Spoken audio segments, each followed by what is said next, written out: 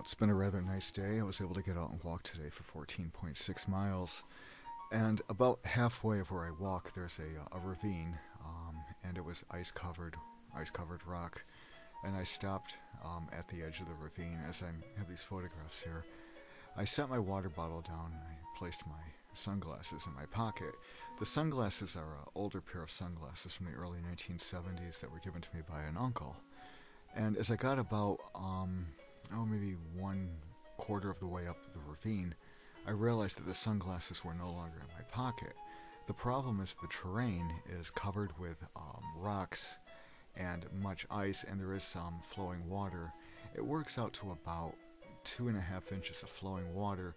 However, some of the pools of water can be in excess of about 12 inches deep. So as I realized I don't have my sunglasses, I have apparently dropped them. I was at a loss to figure out exactly where this would have occurred. Somewhere up through the ravine, and I slowly walked back to the point that I entered the ravine, stepping on the rocks. It's a rather difficult terrain. It's intermediate, which means it's not advanced, but it's not easy. You can't just effortlessly walk back there. You have to plan each and every step deliberately and move very precisely, and you have to move in a coordinated manner on irregularly shaped surfaces. So it's the slightest bit difficult to walk on. And as I was walking back, first to the location that I entered, and I didn't find my glasses, so I turned around and walked back up there, I realized that the water had become partially frozen and the ice had formed shelves. So that there was literally an ice shelf on each side of the stream. Although it wasn't an extensive amount of ice, I was forced to actually look beneath ice shelves for my sunglasses. On a cold day like this, and it is cold, it was in the teens, it was probably about 19 degrees. I was walking along this creek, looking sporadically beneath pockets of ice, or ice on the water, looking for my sunglasses, and I couldn't find them. Finally, I said, this is enough. I walked up to the waterfall, took a picture of it, and turned around and looked some more. After about 40 minutes, I was unable to find my sunglasses, so I finally gave up in discouragement. I had my camera with me, I picked up my water bottle, and I headed back to the road.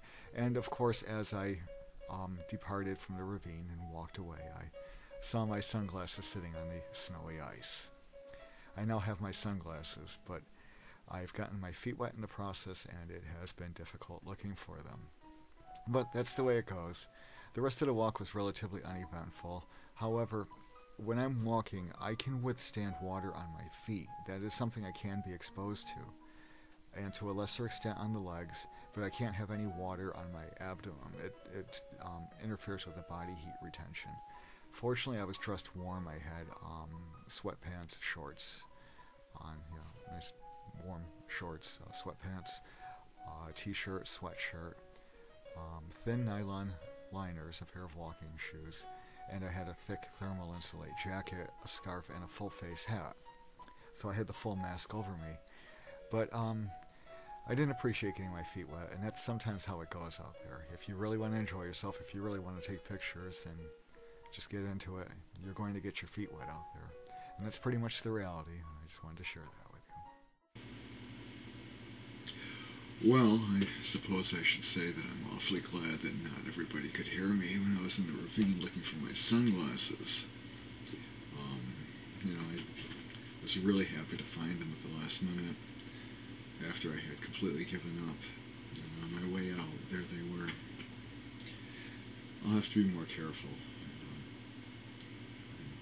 I'm glad people couldn't hear everything I was saying in the ravine. Remember, this is only a blog, it's just my opinion, and it does not represent the opinions of anyone other than myself. It is my personal blog.